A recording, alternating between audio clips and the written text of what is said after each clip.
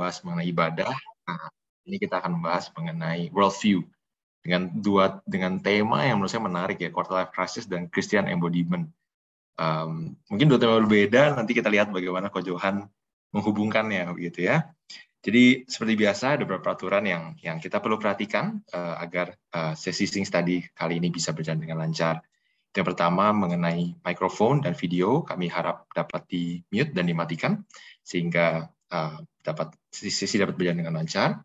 Kemudian jika Bapak Ibu ada pertanyaan, silakan langsung masukkan di link yang tersedia di kolom chat. Nanti akan kita bahas mulai kira-kira pukul 20.45. Kemudian jika ada masalah berkaitan dengan hal teknis, dapat chat ke host kita malam hari ini, yaitu Sharon. Dan jika Bapak dan Ibu ingin membagikan pengalaman belajar bersama Sing Study, dapat di-share melalui Instagram dan tag @sing_kpgkeburi dan @johan_nugroho. Baik, tanpa berlama-lama lagi, saya serahkan kepada Ko Johan.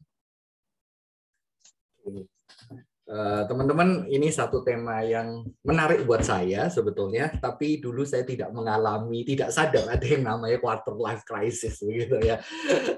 Dan sebetulnya justru dapat dari anak-anak pemuda dengar istilah ini, dan ternyata saya diundang satu gereja untuk menyampaikan. Jadi saya ingin berbagi, tetapi di kali ini saya agak berbeda karena saya mencoba mengkaitkannya dengan Christian embodiment gitu ya, sebagai sesuatu yang berbeda dari yang saya sampaikan di gereja yang meminta saya menyampaikan tema ini.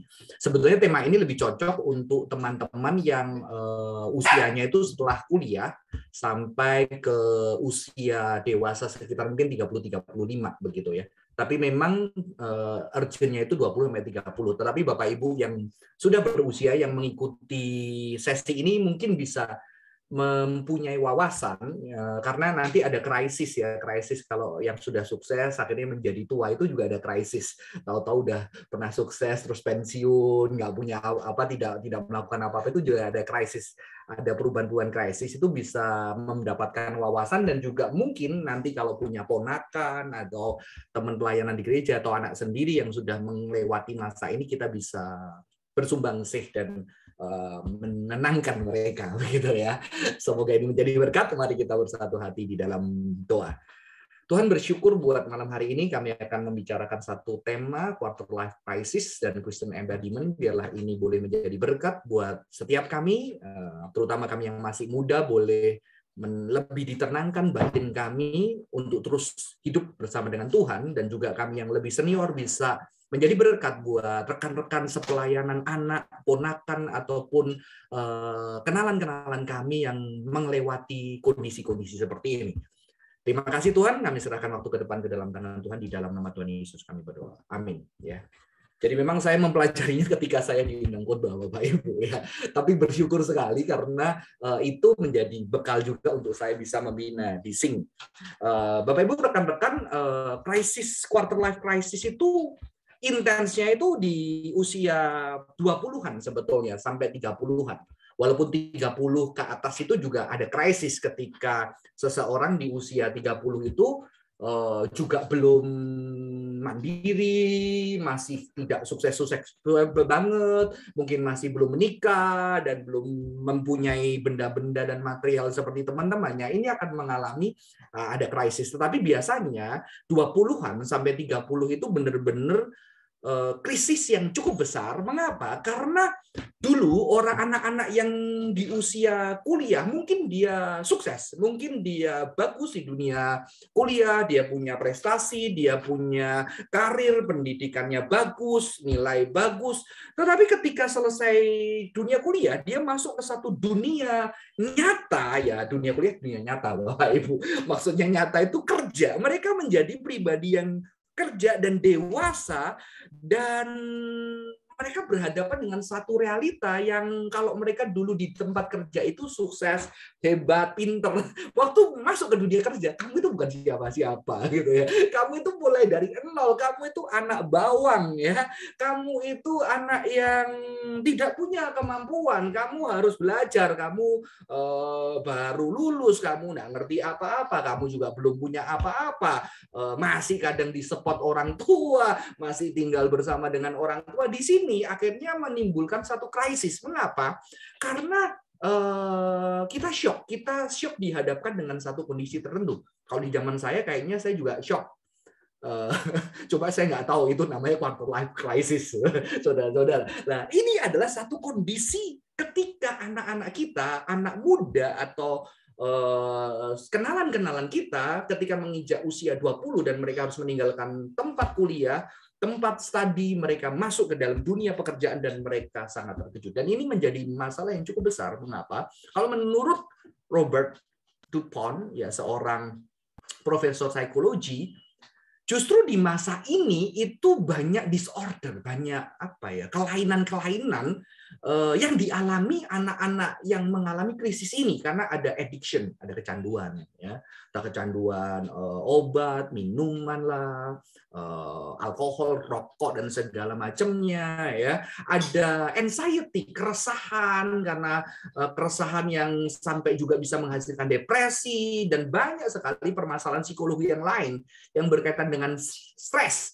karena anak-anak ini dari usia remaja, kuliah, masuk ke usia dewasa. Ada satu transisi yang mereka benar-benar ngulangin lagi dari nol, walaupun sebetulnya tidak di dalam dunia nol. Dan di situ banyak gangguan-gangguan emosi, gangguan-gangguan psikologi, Bapak Ibu, yang dialami kenalan-kenalan kita atau anak-anak atau orang muda di usia quarter life ini. Dan biasanya ketika saya membaca apa itu krisisnya, satu karir, ya, dia baru lulus, dia baru mulai, dan kompetisi itu begitu dahsyatnya, ya. Dan ketika kompetisi itu semakin diperparah ketika anak-anak di dalam dunia media sosial, Bapak Ibu, rekan-rekan. Mengapa? Di media sosial dengan adanya Instagram, Facebook udah ditinggalin ya, Instagram dan segala macamnya, orang-orang itu langsung bisa membandingkan dirinya dengan teman-temannya, ya, dan kerap kali tidak fair. Maka teman saya pun yang di satu tempat Gading Counseling, ada satu sahabat Gading Counseling Center, dia mengatakan banyak anak muda sekarang stresnya itu karena dia tidak sesukses temannya, dia tidak seberhasil temannya, dan dia melihat keberhasilan temennya ditandai ketika di Instagram dia bisa pergi ke luar negeri, liburan, jalan-jalan healing ke Bali gitu ya. Kok kayaknya pergi pulang Bali kok enaknya gitu kan. Nanti bisa ke luar negeri, terus bisa sepedaan pakai sepeda yang mahal-mahal dan segala macam. Ketika dia lihat, ya ampun, jangankan sepeda buat makan aja sulit. Jangankan sepeda, aku malu naik sepeda udah beda banget ya. Saya baru diceritain Marcel, ternyata sepeda itu kalau diturutin itu juga bukan masalah olahraga, tapi ada gaya hidup yang gila-gilaan. Bajunya aja berapa juta, sepedanya itu bisa puluhan sekali, dan itu nyata. Dan orang begitu bersama-sama olahraga dia bandingin, oh teman saya udah begini, aku masih begini, handphonenya udah begini, begitu Instagram, oh dia udah naik private jet, wah dia udah diundang berbicara di sini, dan bukan hanya kekayaan loh. Karena mereka juga anak-anak muda sekarang sudah menjadi pembicara, mereka bikin podcast, mereka diundang sana sini untuk berceramah, itu menjadi sebuah tekanan, ya. Ada kompetisi. Dan ada satu yang sulit juga di dalam karir, mengapa? Karena anak-anak ini baru lulus, dia itu masih enjoy life gitu ya. Dia masih menikmati kuliah itu, bisa enjoy kemana-mana, tahu-tahu dia disuruh kerja. Ini kenikmatan enjoy, kenikmatan nggak ada beban yang berat karena masih cuma tanggung jawabnya sekolah, nggak usah mikirin lu mau makan apa, nanti istrimu makan apa, nanti lu nikah biayanya berapa. Itu nggak bisa mikir. Makanya COVID itu berkat beberapa anak muda ya, udah nikah buru-buru waktu COVID, biayanya nggak mahal, Bapak Ibu. Ya, itu sebuah kenyataan ya, ada kenyataan karena dia masih pengen menikmati sehingga dia juga gampang bosen. Masih ada jiwa free spiritedness, jadi jiwa muda yang masih meledak-ledak, yang masih explore, tapi dia harus masuk dalam dunia kerja yang harus memutuskan banyak hal karena itu penting buat masa depan mereka. Ya, jadi ini ada satu kondisi yang baru nih, kayak anak kecil. Dia masih suka main, tapi ternyata dia lihat badannya udah dewasa. Ini krisis juga nanti kalau di anak remaja itu namanya twins, transisi antara anak kecil ke remaja. Ya, adolescent itu remaja, kalau twin itu tengah-tengahnya. Twin gitu ya. Twin itu 20s gitu ya. Bukan 20s, twin itu between, di antara. Nah, itu krisisnya adalah dia masih pengen main, tapi dia sudah harus jadi dewasa. Kadang-kadang anak kita di usia twin merasa udah dewasa tapi kadang-kadang kayak anak-anak. Apalagi kalau kita memperlakukannya para kamu itu loh udah gede kayak gini, terus waktu mereka pengen tahu gimana papa masalahnya apa? Masih anak-anak, jadi anaknya bingung aku gede atau anak-anak ya. Karena orang tuanya mengatakan dia anak-anak dan besar di saat yang sama. Itu ada transisi yang membingungkan karena itu baru perjalanan ya. Lalu ada financial situation, ada kekurangan uang. Kalau zaman saya kurang uang masih mending karena nggak ada Instagram, nggak ada apa itu kemarin Sultan Crazy Rich belum ada Bapak Ibu. Di zaman saya nggak ada. Saya bisa lihat Crazy Rich nggak ada, jarang banget.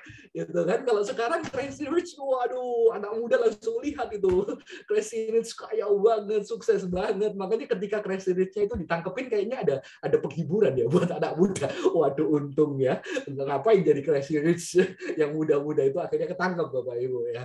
Jadi rekan-rekan ya, itu ada satu kondisi kurang uang. Ditambah lagi di zaman ini pengeluaran tambah banyak, betul nggak ya? Lifestyle gila-gilaan. Kita belanja bisa kapan aja, ditawarin iklan-iklan itu udah gak karuan. Mengapa? Kalau dulu iklan itu ditempel di jalan, kita lihat TV. Kalau sekarang tiap bangun pagi udah muncul di Instagram kita, udah muncul di teman-teman kita. Bapak Ibu tahu nggak iklan yang paling berhasil itu justru iklan yang ditempelkan bukan di artis-artis yang mewah yang sangat terkenal. Mengapa? Karena artis itu tidak bisa kita jangkau. Tapi ketika itu iklan itu ditempelkan ke teman kita yang lebih dekat, ya, lebih dekat, yang dekat sama kita betulnya bisa jangkau loh. Kalau mau nabung, hemat makan, gitu ya. Akhirnya kita lebih bisa menyaingi, bisa membeli barang-barang itu. Maka muncullah artis-artis Instagram ya. Instagram karena itu lebih dekat karena itu temennya sendiri, yang sekolah bareng, yang kerja bareng, yang mainan bareng, dan dia ternyata followers Instagramnya banyak banget dan dijadikan trend center oleh perusahaan-perusahaan yang cukup terkenal untuk menjual produk, Bapak Ibu ya. Jadi ada di sini, makanya udah kurang duit banyak belanja ya, banyak pembelian, ke lifestyle. Zaman saya nggak ada tuh kopi gula aren itu lumayan loh, satu hari satu gelas 18.000, 25.000 ya, 30.000 dihitung-hitung parah loh itu Bapak Ibu. Tapi itu jadi tambah kompleks ini. Quarter life crisis itu menjadi sesuatu yang kompleks karena tantangan ini ya. Lack of financial, lack of money. Sedangkan liburan itu udah nawarin kemana-mana. Banyak. Mau yang di tenda, mau yang di kabin, mau yang di camping, pinggir laut, pinggir danau, di atas pohon. Ada semua.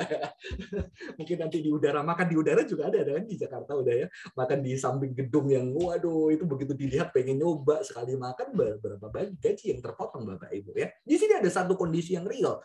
Di mana akhirnya di rumah, ketika di rumah harusnya mendapatkan kenangan, tekanan orang tua adalah kamu sukses, temenmu udah kerja, kamu belum kerja. Gimana kamu masih seusia segini, kamu ngapain aja, nggak dapat kerjaan. Dia udah stres nggak dapat kerjaan, dikata-katain lagi. Waduh, tambah stres ini ya. Kamu harusnya kerja cari uang, belum lagi ada tambahan plus kalau Asia. Kapan kamu nikah? Kamu nikah pakai apa? Tinggal di mana dan segala macamnya ya. Jadi ini benar-benar satu tekanan yang tidak mudah loh. Tidak mudah secara sosial, secara karir, secara finansial, secara perubahan hidup. Dan ada social life yang berbeda, ada new relationship yang berbeda. Dia mulai berrelasi dengan banyak orang yang berbeda. Saya kenal dari salah satu anak yang saya kenal dari kecil sekolah Kristen, ya kan? SMA sekolah Kristen, pelayanan di gereja Kristen, walaupun dia minoritas, ternyata dia selalu tinggal di kalangan mayoritas, betul ya. Begitu kerja, waduh, ketemu semua yang bukan agama. Dia masuk ke satu tempat kerja, justru dia cuma satu-satunya Kristen. Di situ shock. Karena ada relasi yang berbeda gitu kan. Relasi yang berbeda. Dan dulu kalau berteman antara temennya paling lebih tua sedikit, sekarang begitu dia bekerja dia harus berhadapan dengan orang-orang seperti orang tuanya, bahkan lebih kolot kayak orang tuanya. Nah, kalau kena penyakit kejiwaan, dia punya luka-luka tertentu, ya gampang lagi kena ini di tempat kerja Bapak Ibu rekan-rekan ya. Dan sebetulnya masalah yang besar itu adalah apa? Uncertainty. Ketidakjelasan. Ketidakpastian masa depanku itu kayak apa. Ya, lah itu yang membuat dia nggak tenang. Anak-anak muda itu nggak tenang nanti gimana. Walaupun waktu dia mikir terus juga nggak membuat dia lebih tenang dan membuat masa depannya cerah, begitu ya. Malah mungkin membuat masa depannya berantakan karena dia terlalu overthinking, mikir, nggak relax, stres, kerjanya berantakan, begitu kan. Jadi harusnya cocok ya Alkitab itu, jangan khawatir hari esok gitu ya, quarter life crisis. Di masa depanmu kamu khawatirmu sekarang nggak bawa apa-apa, bawa lu nggak bisa kerja, ya, bawa lu nggak bisa ngapa-ngapain. Ini sebuah kenyataan. Dan salah satu yang paling penting adalah identity crisis, identity. Ya, Asia ini kadang-kadang saya masih tanya, sudah ada pacar belum? Kapan plan nikah? Sudah nikah belum? Kalau sudah nikah, kapan punya anak? Waduh, ini tambahannya banyak. Bener nggak? Bener nggak? Ini di Asia. Jujur di Jakarta itu masih lebih mending loh. Kecuali kalau kita di gereja Chinese ya itu ditanya ya. Banyak kalau di kota Surabaya katanya tekanan itu lebih berat, Bapak Ibu ya. Itu lebih berat ya. Kapan sudah ada pacar? Kapan plan nikah? Sudah nikah belum? Gitu kan. Kerjaan di mana? Ya. Itu ditanya. Sehingga ada identity crisis. Mengapa krisis? Karena dia berpikir, merasakan, dia sadar banget bahwa pilihan sekarang itu akan mempengaruhi nanti dia 33 tahun, 40 tahun, ya, 50 tahun. Jadi 20 tahun ini penting banget. Karena ini nanti menentukan kamu nanti ke depan kayak gimana. Ya. Ya. Walaupun harusnya tetap harus lihat juga ya, ada orang yang berantakan 20-30 tahun berjuang mati-matian, ternyata dia juga drop, tahu-tahu 40 ada sesuatu yang terjadi. Kita harus melihat itu sebetulnya, unpredictability yang baik juga. Ya kan, nggak selalu yang buruk kan, dan nggak selalu yang kita siapkan selalu the best. Ada yang tahu-tahu Tuhan putar arah yang kita nggak kepikir, tahu-tahu itu the best banget, Bapak Ibu dan rekan-rekan ya. Ini yang membuat krisis, bingung. Ini gimana ini, aku kok kayak gini-gini aja. Teman-temanku sudah begini. Ini menentukan loh 30 tahun. Kalau aku pindah-pindah pertama, nggak betah kan? Nggak betah kerja. Pindah-pindah. Setelah pindah 3 kali, aduh kenapa gue pindah dulu gitu kan. Nyalain dulu perusahaannya bagus, kenapa gue pindah. Coba gue dulu nggak pindah, kan nggak bisa balik juga pindah gitu kan. Ya, merasa pilihan-pilihan itu membuat itu. Coba dulu aku nggak pindah ke tempat yang lain. Tapi dulu juga nggak bisa nggak pindah karena masih muda, betul ya? Masih muda dan memang belum punya pengalaman. Justru karena pindah dia tahu ada perbedaan dan dia sadar ternyata pindah-pindah nggak baik gitu kan. Yang terus nggak pindah juga belum tentu baik kan, Bapak Ibu, karena dia ternyata takut eksplorasi, takut berjumpa dengan orang, dia lebih nyaman dengan dunianya, dia tidak mau membuka dunianya, dan itu juga nggak sehat loh. Nanti ketika dia punya anak, dia akan didik anaknya dengan cara yang seperti dia mau, tidak terbuka, tidak melihat dunia lebih luas. Ya. Dan ini seperti kasino, welcome to kasino. Ini hidup ini kayak dipertaruhkan loh, 20 sampai 29 tahun. Benar gak?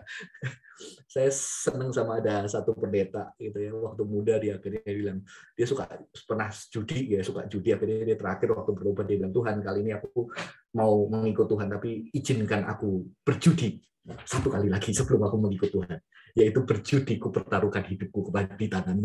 Waduh. Jadi itu doa pendeta mantan yang suka judi. Jadi dia mau judi dari mati, aku nggak tahu masa depanku, aku nggak tahu ke depan gimana, tapi aku pertaruhkan kali ini hidupku di mejamu untuk sebagai gambling, karena dia benar-benar nggak tahu, saudara-saudara.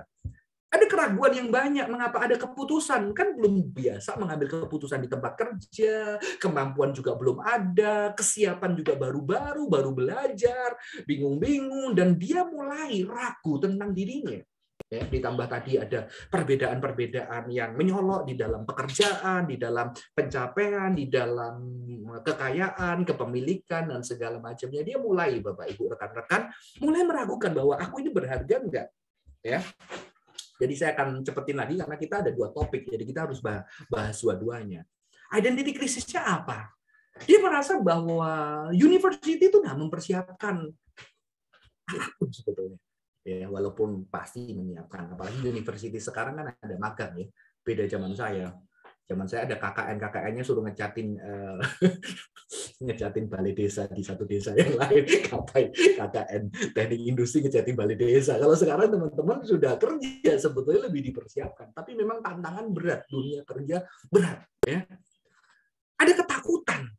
Ada ketakutan, perasaan merasa sulit dan tidak bisa berserah. Dan apa yang dia inginkan tidak langsung terjadi. Ya. Kalau remaja itu memang kecenderungannya kan kalau pengen sesuatu langsung didapat. Tapi ini mulai masuk ke dalam sebuah realita. Ternyata banyak yang kamu inginkan nggak didapetin. Dan harus menerima satu kenyataan yang tidak semua seperti yang diinginkan. mempertanyakan dirinya tentang ability-nya to handle this new challenge. Jadi mulai nanya, aku bisa nggak sih sebetulnya? Kayaknya gue nggak mampu. Di sini mereka mulai nggak sadar bahwa ini sebetulnya adalah proses sebuah perjalanan. Ya. Inexperience with making major decision. Iya, karena baru di tempat kerja. Ya. Baru mungkin kalau lama-lama jadi lebih tenang, tapi awal-awal itu menakutkan, takut gagal, karena kalau gagal itu menentukan nanti masa depannya gimana. Dan mulai tadi ini merasa nggak balance nih hidupnya, gimana kerja, gimana hidup, gimana pelayanan ditambah. Waduh, apalagi kalau kita gereja Chinese, wah aktivitas kita gila-gilaan, udah harus keluarga, mikirin masa depan, ya kan, mikirin pelayanan lagi. Ya, di gereja dibilang keluarga yang terutama harus keluarganya baik, tapi juga jadwal gereja pelayanan banyak. Tapi tuntutan keluarga juga gimana tuh hidupin keluarga. Makanya ini kompleks banget loh sebetulnya ya. Kompleks banget Bapak Ibu, rekan-rekan. Sulit membalance hidup. Apalagi mereka ditambahin sekarang. Kerja adalah sesuai dengan passionmu. Waduh, itu ternyata bukan jawaban yang selalu bagus. Itu bisa tambah menyiksa teman-teman yang sedang quarter life crisis. Kadang-kadang mereka belum tahu bahwa kesenangannya apa, passionnya apa, dia sudah merasa semuanya bukan passion dia, gitu kan? Karena dia sedang mengalami krisis. Nah, itu kan bahayanya seperti itu, Bapak Ibu. Ada identity problem di sini. Ya. Tapi ada sesuatu yang menarik. Ketika saya membaca sebuah buku tentang quarter life crisis ini, dia ngomong begini. Ada orang yang ngomong gini. Kenapa ya? Kita kok kalau ketemu orang, kalau di Amerika kan, what do you do? Kamu kerjanya apa? Gitu kan? Ya kan? Sel kerja apa? Cin, kamu kerja apa? Gitu ya. Kalau pengangguran, masih cari-cari, gitu kan? Langsung kayaknya jawabannya tidak bisa mantap. Oh, aku adalah CEO, COO, gitu ya. Atau aku adalah area manager, gitu. Itu kan beda. Tapi kalau aku lagi sekolah teologi, gitu kan? Sampai waktu teman saya tanya, Johan kamu sekarang apa ya? Aku lagi keluar kuliah teologi. Apa teknologi? Di mana teknologi? Teknologi apa Johan? Gitu. Teologi, hamba Tuhan, Alkitab. Oh gitu ya. Dia nggak percaya teman-teman. Itu bukan pilihan yang spesial gitu kan? Ini mulai sebetulnya kita terpengaruh sebuah, kalau dari penulis buku ini, sebuah capitalist society yang tanya, what do you do? Kamu kerja apa? Kerjaanmu apa? Kamu ngapain? Ya. Dan orang-orang, ada satu orang yang mengalami quarter life crisis ini, dia ketika itu dia mencoba nggak tinggal di US, dia pergi ke India, ke jalan ke kota, ke negara-negara lain. Ternyata ada pertanyaan yang berbeda gitu loh. Kamu senangnya apa? Ya. Kamu ngapain? Jalan-jalan. Kenapa suka jalan-jalan? Kalau di Indonesia mungkin ditanya, agamamu apa? Agama penting loh. Kalau di Amerika kamu tanya agamamu apa? Oh, rasis kamu, dikata-katain di sana. Jadi kalau di US, jangan tanya. Banyak anak Indonesia datang ke sana, agamamu apa? Lu kenapa kamu tanya? Kamu rasis ya? Nanya agama. Ada shock beberapa anak, tanya religinya apa, teman-teman. Ya. Jadi nggak ada pertanyaan apa yang kamu suka. Kamu suka nari, kamu suka nyanyi, aktivitas apa di luar kerja yang kamu enjoy? Ya. Kamu ambil kelas apa sih? Kamu lagi belajar apa nih? Aku lagi belajar painting. Loh, aku lagi belajar apa? Asik enggak? Oh, aku lagi bikin ini, lagi lukis. Ngapain sih lu lukis? Kerjaan mendingan lu 2 jam lu belajar ini ya, saham dan segala macam ya, lu bisa dapetin apa? Ngerti ya Bapak Ibu ya? Jadi ternyata orang ini mengalami apa? Ketika dia tubuhnya coba pindah dari society yang lain, ya, dunia yang lain, dia menemukan bahwa ternyata dunia itu bukan hanya masalah finansial, masalah pekerjaan, tapi ada kebahagiaan, ada hobi, ada hal yang bersifat tubuh yang kamu suka, ya. Ini sesuatu yang perlu kita pikirkan. Nah, disinilah kunci yang saya mencoba memasukkan isu quarter life crisis ini dengan Christian embodiment. Embodiment itu berbicara kemenubuhan. Mengapa? Karena quarter life crisis itu berbicara isu kemenubuhan. Ketika anak-anak yang sudah bertahun-tahun di dunia kerja tubuhnya, dan dia sudah nyaman, dan dia sudah mencapai prestasi puncak, dapat beasiswa dan segala macamnya, tahu-tahu tubuhnya ditaruh satu tempat kerja yang dia masih dianggap sepele, nggak didengerin, kepintarannya direndahin, bahkan dianggap sebelah mata, tubuhnya mengalami satu yang berbeda. Oke, maka dia stres, dia bingung. Ditambah begitu di rumah belum selesai, tekanan-tekanan sosial Instagram, gitu ya, yang posting-posting makanannya difotoin terus, jalan-jalan kemana difotoin, itu tekanan sosial loh Bapak Ibu. Ya, maka kadang-kadang perlu loh detox Instagram. Sebetulnya detox itu perlu. Saya tuh detox itu perlu. Istri saya pernah detox lega loh, gitu ya. 1 minggu perlu lah sesekali nggak usah dibuka, pamit, maaf saya off untuk 2 minggu gitu ya. Itu boleh dicoba. Saya belum pernah detox. Saya udah malah detox, Bapak Ibu. Istri saya udah 2 kali detox ya. Jadi ada beberapa anak muda mulai mengalami itu ya. Karena itu penting sekali. Berpuasa Instagram. Nah, karena kan inilah yang embodiment tubuhnya ada, maka tubuhnya itu dipengaruhi. Dan ketika kita menghadapi anak itu udah tenang, berdoa, baca firman. Sorry, bukan firman tidak berkuasa. Bukan firman tidak berkuasa, bukan ayat firman Tuhan tidak berkuasa, tetapi tubuhnya ini sudah dikuasai dan sudah dengungan suara itu keras. Sehingga suara firman itu tidak bisa dengar lagi karena itu lebih real, Bapak Ibu. Maka bagaimana suara firman itu yang lebih real, yang menyentuh di dalam kehidupan itu yang menjadi isu. Oke? Yang menubuh. Kita kan ya udah lu doa aja gitu, baca Mazmur gitu ya. Baca Mazmurnya diem lagi. Kalau disuarain mungkin beda ya, lebih real ya. Disuarain, didengerin atau dinyanyiin beda. Coba deh dinyanyiin. Nah, ini kekuatan orang karismatik ya. Begitu stres, sedih, takut.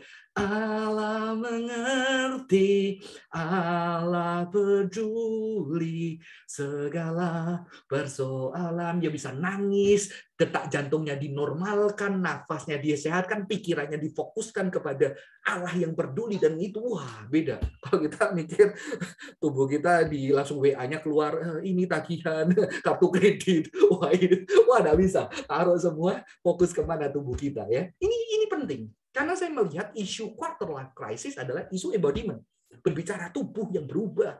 Apalagi kalau memang mengalami perendahan, karir yang tidak berhasil, ya, yang terus diberhentikan. Wah itu nggak gampang. Walaupun kita mau ngomong firman, mau ngomong apa, kecuali kita bisa membangun dia untuk melihat ternyata di dalam kegagalan itu ada hal yang dia tetap bagus loh, yang dia nggak bisa lihat karena dia melihat sepenuhnya kegagalan itu, baru bisa. Ya, dan dia mengalami tubuhnya. Maka itu penting. Sehingga sampai ada seorang psikolog yang namanya Jordan B. Peterson itu ngomong gini, udah kalau kamu itu down, drop, ternyata kamu nggak suka sama tempat kerjamu, jangan berhenti kerja. Udah lebih baik kamu kerja tapi nggak suka daripada kamu berhenti kerja nggak punya kerjaan. Ya. Mengapa? Karena begitu kamu nggak punya kerjaan, kamu lebih terserap dalam dan hancur. Kecuali keadaan tertentu yang Tuhan bentuk sampai ada anak-anak yang benar-benar nggak bisa punya kerja. Wah, berarti itu kamu sedang ditempa di satu posisi yang sulit banget. Ya. Kalau bisa lewat, wah keren, saudara-saudara ya. Itu sesuatu yang real. Nah, inilah saya kaitan dengan embodiment. Saya akan masuk ke embodiment. Embodiment itu sebetulnya isu yang satu tren yang kalau saya amati bukan awalnya di dunia barat itu diinspirasi oleh spiritualitas timur. Mengapa? Karena spiritualitas timur itu menaruh peran tubuh sebagai sesuatu yang penting. Seperti Tai Chi, martial art, yoga, qigong, mindfulness. Yang akhirnya ketika masuk di dalam dunia barat, ini dari New Age movement sebetulnya, masuk di dalam dunia barat itu benar-benar membuat dunia barat itu kayak mendapatkan warisan sehingga mereka menerapkan mindfulness untuk menghadapi anxiety, dan terbukti loh secara ilmiah ya, menerapkan gerak yoga, beberapa sembuh dari sakit-sakit tertentu, martial art. Maka ketika kita COVID masuk sepeda gitu, sepedaan itu bener ya Sel ya. Kalau udah stres, penat, kadang-kadang baca Alkitab juga masih penat, begitu keluar sepeda, waduh, bukan itu tidak Alkitabiah Bapak Ibu, karena di situ Marcel menerima berkat-berkat alam gitu ya. Ada angin yang sepoi-sepoi kan, langit cakrawala, kesegaran itu menceritakan kebesaran Tuhan kan, ya. Jadi healing kan sebetulnya, dan itu kan dari Tuhan karena Tuhan memberkati alam ini, Tuhan memberkati nature ini, jantung kita juga lebih normal, lebih sehat, badan lebih sehat, oke ya. Jadi ketika tepat ya, jangan tidak berlebihan ya. Nah inilah muncul, dan akhirnya kekristenan dikritik sebetulnya oleh banyak pemikir karena kekristenan cenderung dualis. Ya, penekanan dari spiritualitas ini tubuh itu diberikan tempat yang sangat penting. untuk mencapai ketenangan. Ya, saya kasih contoh kan, dulu pernah saya kasih contoh kayak mindfulness. Ketika orang resah, dia itu takut masa depan. Ini namanya monkey mind. Ya, mungkin monkey king dari situ ya. Dikasih kepalanya dikasih besi ya, supaya dia nggak lari-lari ke kanan ke kiri. Dia takut masa depan. Alkitab juga ngomong jangan khawatir akan masa depanmu, gitu kan. Orang kalau takut masa depan nanti gimana, bisnisku hancur, kalau aku hancur perusahaanku nanti aku gimana, nanti ketakutan karena masa depan. Lalu nyalahin masa depan, kenapa dulu gua kok nggak nabung, kok boros, jalan-jalan. Jadi monkey mind itu lari-lari antara masa depan masa belakang. Di situ akhirnya orang itu terjebak di dalam pikirannya yang resah itu, wah tubuhnya, nafasnya jadi mindfulness cuma gampang. Tarik nafas, tuh waga. Jadi pikiranmu difokuskan kepada nafasmu dan tubuhmu sampai dibuat hatimu, detak jantungmu itu tenang sehingga pikiran itu tidak lari ke masa depan, masa belakang. Udah itu aja. Menggerim-menggerim. Lah, kalau orang karismatik kan punya mindfulness. Allah mengerti, nafasnya kan diatur, detak jantungnya diatur. Ya. Apalagi kalau sama Marcel naik sepeda, Allah mengerti sambil naik sepeda. Wah, kerasain angin, jangan nabrak mobil aja. Itu ada satu apa ya Bapak Ibu ya. Tubuh itu diberikan tempat. Makanya kalau kita stres, ada orang stres suka cuci tangan, ya. Film-film pembunuh itu begitu habis bunuh dia pakai shower, karena memang terbukti secara otak shower air itu menyegarkan orang yang stres, ya. Saya sudah coba. Di sini kan mulai muncul akhirnya tubuh itu diberikan tempat, ada aromaterapi, ya kan. Saya udah coba lo bikin paper pusing begitu aromatik, wih seger lagi. Ya, ada aroma kopi juga, ya kan. Sini semua kan yang stres bikin kopi ada aromanya, ritualnya, tubuh kita bergerak, kita bisa menikmati. Apalagi kalau sama-sama pecinta kopi duduk nyoba kopi nyeruput, udah nggak usah ngomong, udah kerasan enaknya bareng saudara-saudara ya. Itu sebetulnya anugerah yang dikasih Tuhan semua. Ya. Tapi kekristenan itu cenderung ditekan, kenapa? Dianggap menang karena spiritualitasnya disembodied, menekankan yang heaven, spiritual, soul. Dia nggak peduli sama yang body, material world. Padahal rohnya, ya, dan tubuhnya diciptakan Tuhan yang baik. Jadi semuanya sangat amat baik, saudara-saudara. Dua-duanya baik diciptain Tuhan. Tapi kita konsen ke yang rohani, ya, yang intelektual, yang nggak kelihatan. Yang kelihatan kita nggak garap. Padahal sebetulnya di dalam sejarah kekristenan itu salah satu agama yang paling embodied. Kenapa? Tuhannya jadi manusia, jadi tubuh. Ya. Dibandingkan filsafat timur itu kan beberapa agama timur percaya bahwa nanti manusia itu akan lebur, mikrokosmos itu menyatu dengan makrokosmos, kosmos yang besar dan lebur gitu kan. Ya, panteisme dengan rata-rata ya, lebur. Tapi kalau kekristenan percaya kebangkitan tubuh. Jadi tubuhnya nggak lebur. Tubuhnya itu kita tetap akan dibangkitkan dengan tubuh yang baru, tubuh spiritual. Jadi tubuh itu spiritual atau material? Kok ada tubuh spiritual ya? Itu kan. Nah, itu kekristenan. Bahkan Tuhannya itu jadi manusia, Bapak Ibu, rekan-rekan. Sehingga tidak heran gereja-gereja abad pertengahan itu betul-betul setiap teknologi kemajuan zaman itu memang diadopsi dari gereja. Jadi kalau sekarang saya juga bingung orang nggak suka lighting karena kayak diskotik. Dulu lighting terbaik itu adalah kaca-kaca yang ada di katedral, itu adalah teknologi kaca yang berwarna-warni untuk melambangkan apa? Cahaya surga yang menyinari masuk ke dalam, belum ada lampu kan pada waktu itu, katedral sehingga ada warna-warna yang indah di sana, begitu kan? Itu teknologi yang pada zaman itu. Musik-musik juga oleh reformasi masuk, namanya piano dulu nggak ada, ya kan? Nggak masuk, itu satu keindahan karena itu diciptakan oleh manusia yang diciptakan Tuhan dengan dahsyat, ya rekan-rekan. Jadi sebetulnya kekristenan itu agama yang sangat embodied. Ditambah lagi tantangan embodiment itu muncul dari cognitive science, filsafat percaya lagi, Mario Ponti percaya bahwa kita itu bukan kita punya tubuh, kita adalah tubuh kita adalah kita. Nanti ketika kita mati, orang Kristen percaya, beberapa teolog Kristen yang membaca Ponti percaya gini, kalau kita nanti mati ketika tubuh roh itu terpisah dari tubuh, itu kita itu sedang abnormal. Karena nanti kita akan dipulihkan, kita diberikan tubuh baru kita normal lagi. Jadi yang normalnya manusia itu bertumbuh. Ketika nanti mati, kita abnormal. Nanti dipulihkan, ya. Tonti ini mengambil arah yang penting. Mengapa? Karena dia mengatakan dunia filsafat melalui filsafat fenomenologi. Saya nggak bisa jelasin lebih dalam lagi, ini takes time. Tapi ngomong apa? Kita ini tubuh kita itu kita. Jadi bukan aku punya tubuh, tapi tubuhku aku. Kalau aku punya tubuh itu hanya bagian secondary dari diriku. Tetapi ini tubuh itu bagian integral. Kalau nggak ada tubuh, bukan aku. Kalaupun aku nanti ada selain tubuh, itu bukan aku yang normal. Aku yang abnormal. Nanti ketika tubuh itu ada, barulah aku yang sejati. Karena Tuhan menciptakan manusia itu menubuh. Nah, di dalam cognitive science, pikiran kita itu menubuh. Makanya saya tadi mengatakan apa? Ketika anak-anak quarter life crisis masuk ke dunia berbeda, pikirannya, keresahannya ya muncul. Mengapa? Karena pikirannya dihasilkan dari satu kondisi yang ada tubuhnya. Makanya pergaulan, kita tinggal bersama dengan siapa, itu sangat penting. Cara berpikir kita, cara bergereja kita, lingkungan kita, itu membentuk cara pikir kita. Bapak, Ibu, dan rekan-rekan. Ya. Yang lain, dan ternyata di dalam teologi incarnational theology, ya, kita percaya embody the word of God. Firman itu harus menubuh untuk menunjukkan kasih yang terbesar pada manusia. Cinta yang terbesar Allah dinyatakan secara menubuh. Maka Kristen menolak tubuh Yesus itu hanya bayang-bayang. Yesus itu benar-benar menubuh asli untuk menunjukkan cintanya. Kenapa? Karena Athanasius mengatakan manusia nggak bisa ngerasain cinta di luar tubuhnya. Lah kita mengajar anak sekolah minggu, anak-anak lihat gambar Yesus. Yesus sayang, peduli sama orang. Anak kita itu pun perlu tubuh untuk lihat.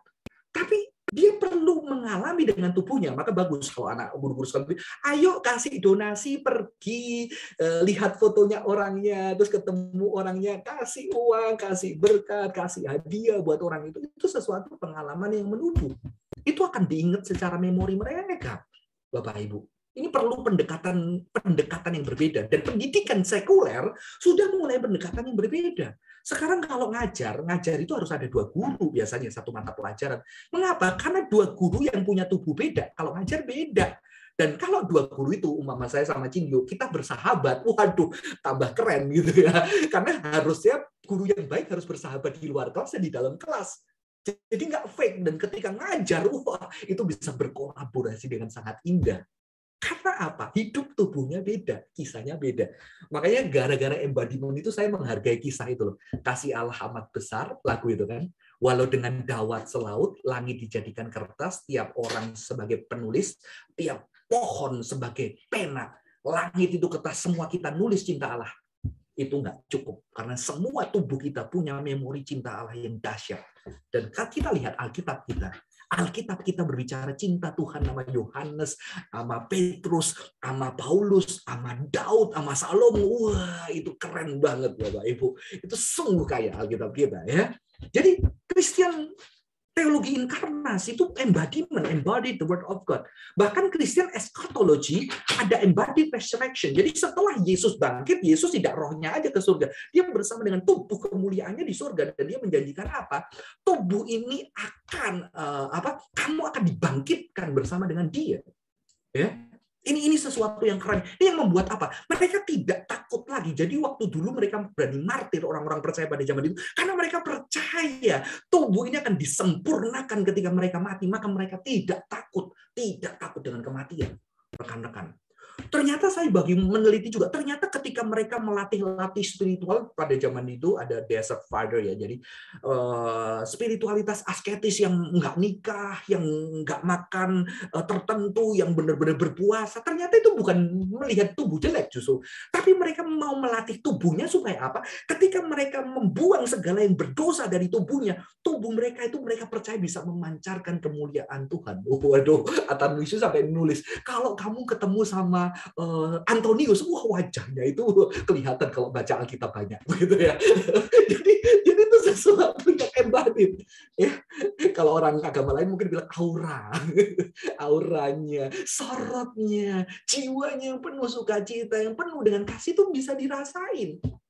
Pernah ngerasa nggak teman kita yang apa ya, kalau resah gitu yang copot gitu. Kalau dia di tempat kerja atau dia teriak kecoa gitu ya. Kita kan yang tenang-tenang jiwanya lagi enak pegang kopi atau kecoa dia teriak, kita bisa jatuh kan kecoa kopi kita. Kita kehadiran mereka itu mempengaruhi tubuh kita. Ya. Saya selalu ingat istri saya konseling pernah gitu ya, tapi suatu hari saya sempat mau sekolah filsafat ke satu sekolah filsafat Katolik, dan di situ dia ketemu seorang biarawati, terus ternyata istri saya ngobrol, duduk dia di taman kalau saya berdua, terus dia ngobrol, terus setelah ngobrol istriku bilang, nggak tahu kok ketemu biarawati itu kok hatiku tuh bisa tenang gitu. Padahal nggak dikonseling, cuma duduk ditanya kamu gimana, tapi dia bisa merasa peaceful, dia bisa feeling. Sama nggak kita ngerasain anak kita ketika sedih, kita bisa ngerasain nggak? Makanya anak-anak yang dirawat dari kecil sampai gede, kalau putus cinta, kamu sembunyi kayak apa? Papa mamamu tahu kamu sedang sedih, benar nggak? Karena udah embodied cintanya sama kita, benar nggak? Itu real loh, ya. Jadi Christian eschatology itu berbicara tentang embodied. Christian spirituality juga embodied spirituality. Tubuh itu spiritualitas yang dilakukan dengan tubuh dan dinyatakan dengan tubuh. Makanya suruh ke gereja, jangan online terus. Ya kan? Suruh ke gereja, pertemuan jemaat, bersekutu, ada tubuhnya, ada disapa gitu ya. Ada yang peluk ketika ulang tahun, saya masih baru Marcel ya. Weko, selamat ulang tahun kemarin. Itu beda Bapak Ibu, rekan-rekan. Ya, beberapa pengalaman saya ketika KKR, ini saya alami banget ketika saya memimpin KKR beberapa anak sekolah-sekolah di daerah yang banyak orang tuanya itu berantakan Bapak Ibu. Ketika itu sampai beberapa anak itu nangis sendirian. Saya waktu itu ingat, ini gimana mereka banyak yang nangis, mereka pengen ngerasain cinta. Saya tergerak dengan hati saya. Di situ ada teman mereka yang cewek sama cewek suruh berpelukan. Wah, ternyata akhirnya ada teman ceweknya meluk dia, temennya. Ternyata mereka sama nangis dan mereka nangis, bisa nangis teriak, dan tapi ada teman yang meluk mereka. Wah, itu indah banget Bapak. Dan beberapa bahkan ada datang pulang, kok Pak boleh minta dipeluk, karena aku nggak pernah dipeluk papaku. Dan di situ saya gantian meluk beberapa anak Bapak Ibu. Di publik ya, bukan secara private. Karena mereka meminta. Itu real banget. Dan pastoral teologi embodied healing. Lah ini nanti saya bahas. Ayo, saya harus cepat sekali ya, karena waktu. Maaf, ini ada dua hal ya. Embodied the word of God. Firman itu telah menjadi manusia dan diam bertabernakel di antara kita. Kita telah melihat kemuliaan, yaitu kemuliaan yang diberikan kepadanya sebagai anak tunggal Bapa, penuh kasih karunia dan kebenaran. Jadi dia diam bertabernakel. Diam itu bertabernakel. Kayak apa? Jadi sejak perjanjian lama Tuhan juga kelihatan. Menunjukkan dengan cara apa? Bangun bait suci, bangun kemah, itu benangnya beda, ada gambarnya ini, cara ngangkatnya, itu diatur semua Bapak Ibu rekan-rekan. Bahkan saya guyon sama teman-teman, kebersihan diatur. Israel kalau pup suruh bawa sekop. Sekop, itu kan Israel banyak tuh kemah. Nggak boleh pup sembarangan, bawa sekop, lari keluar kemah perkemahan, gali lubang, pup, tutup. Dan ada ayat tambahan, nanti supaya kalau kamu pupnya sembarangan, Tuhan itu berjalan di Israel dan menginjak sesuatu yang najis, dia akan pergi dari kamu. Ada ayatnya. Jadi di perjanjian lama ada ayat itu. Makanya orang saudara seiman, saudara sepupu kita bilang apa? Kebersihan itu bagian dari iman. Kan itu kan milik dari Alkitab, milik dari Alkitab, saudara, Bapak Ibu dan rekan-rekan. Ya. Jadi ini kita berbicara tentang Tuhan yang sejak awal menunjukkan dengan apa? Dengan angin, dengan wah, kalau kita lihat bicara Tuhan kadang-kadang dengan api, dengan awan, dengan angin yang lembut, ya. Bahkan dengan ular gitu ya. Ular menunjukkan kasihnya. Jadi semua itu berbicara embodiment. Kita juga adalah embodied creature. Menciptakan kita, menurut gambar rupa Allah diciptakan laki-laki dan perempuan. Laki-laki dan perempuan berbicara embodiment tubuh. Laki ya perempuan, beda gitu kan. Ya, itu nyata. Kita embodied creature yang kita hanya bisa merasakan cinta. Maka seorang teolog bilang apa? Dosanya itu dilakukan dengan tubuh, maka pemulihannya itu juga harus terjadi di dalam tubuh. Maka Kristus mengambil tubuh seperti kita, ya, untuk memulihkan dan mengalahkan dosa itu. Puncak alat ini worship kita, ya, persembahkanlah tubuhmu sebagai persembahan yang hidup, yang kudus dan berkenan kepada Allah. Itu adalah ibadahmu yang sejati, mempersembahkan tubuhmu baik Roh Kudus Kamu telah dibeli dan harganya telah lunas dibayar, karena itu muliakanlah Allah dengan tubuhmu. Bahkan gereja disebut sebagai tubuh Kristus. Ya, tubuh Kristus. Jadi ketika saya berbicara tentang embodiment ini, ya, di sini problem quarter life crisis adalah embodiment. Tetapi kekristenan adalah agama yang embodiment. Maka tantangan bagi kekristenan bagaimana embodiment, ya, jadi embodied Christianity itu bisa hadir betul-betul di dalam kehidupan teman-teman kita yang sedang mengalami krisis. Ya. Nah, itu PR-nya. Itu PR-nya. Teman-teman, saya akan lanjutkan. Nah, saya mengutip seorang tokoh, ya. Nah, ini embodied resurrection, kita akan menghadapi kebangkitan tubuh. Ini keren. Jadi ini baru saya baca bukunya dari Marcia Moonshot. Dia itu orang reform. Dia doktor teologi. Tapi dia orang reform, tapi dia mengalami perkosaan. Jadi waktu remaja dia diperkosa. Dan dia ngomong apa? Ketika diperkosa, aku datang ke gereja, aku tidak mengalami pemulihan. Tuh, kamu harus mengampuni orang yang memperkosa kamu, gitu ya. Kamu harus mengasihi. Terus ketika dia orang-orang yang diperkosa itu, dia melayani banyak orang-orang yang mengalami pelecehan pemerkosaan. Ditanya di kedokteran, oh kamu tadi apa? Dicek badannya. Terus nanti di polisi, kamu yang melakukan siapa-siapa. Padahal orang ketika mengalami pemerkosaan, dia ada trauma, dia ada ketakutan, sehingga realitas itu nggak bisa dijelaskan. Tubuh dia mengalami satu perasaan yang tidak nyaman sebetulnya. Dan dia ngomong apa? Fokus ibadah di dalam gereja Reform, Presbyterian tradition, itu hanya kepada sermon as the proclaiming of the hearing the word. Jadi cuma khotbah supaya dengerin firman, membaca firman. Ya. Tapi dia tidak masukkan realitas partisipasi dari tubuh yang nyata. Ini kritik seorang doktor yang dibesarkan dari tradisi reform dan dia sampai doktor teologi. Dan dia mengalami dengan tubuhnya bahwa orang yang diperkosa itu yang disakiti adalah tubuhnya. Tubuhnya, dan ketika pemulihannya kok nggak ada yang berkaitan dengan tubuh.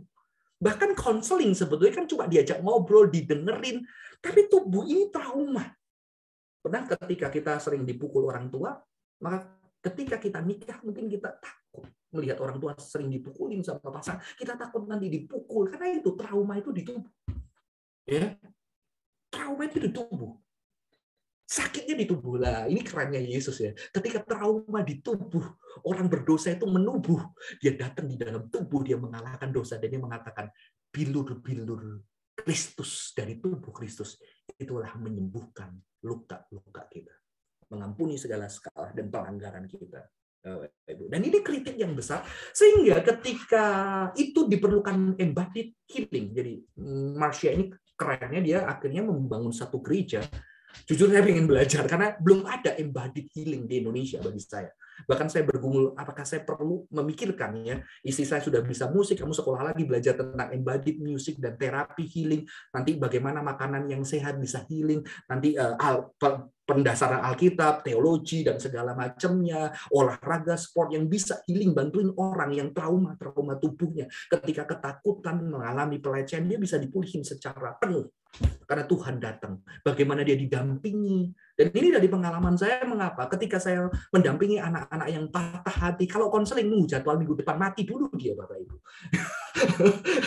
Pak bisa konseling, ya jadwalnya minggu depan, dia harus bertahan 1 minggu, mati dia. Udah pengen dia, apalagi dia kurang kasih sayang di rumah, tahu-tahu ada cowok yang nyayangin dia, tahu-tahu pergi ninggalin dia, nggak punya siapa-siapa, tubuhnya itu kayak sakau, kayak kena apa ya, kayak dapat sesuatu yang besar, tahu-tahu hilang, itu kosong banget.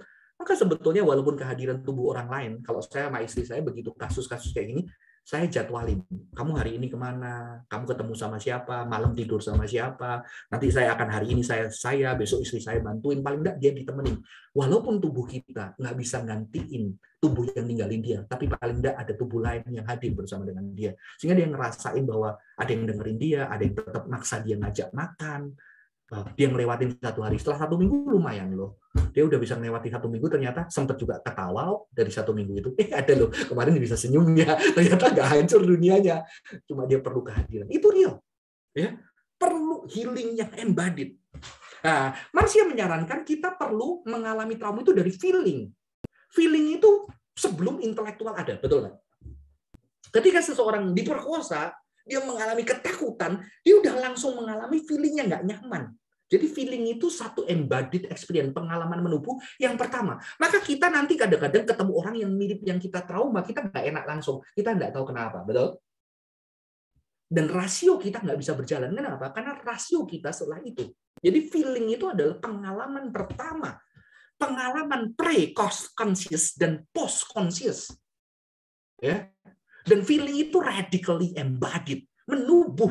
Maka ketika kita mau membantu orang yang sembuh dari feeling yang luka, kita perlu tubuh itu digarap. Saya udah pernah cerita, saya dulu trauma sama jendela, Bapak Ibu. Ya. Sampai saya lulus S1, kalau saya tidur di jendela terbuka, saya nggak berani. Tapi saya nggak berani cerita orang, dan saya malu kan, udah kuliah gitu kan.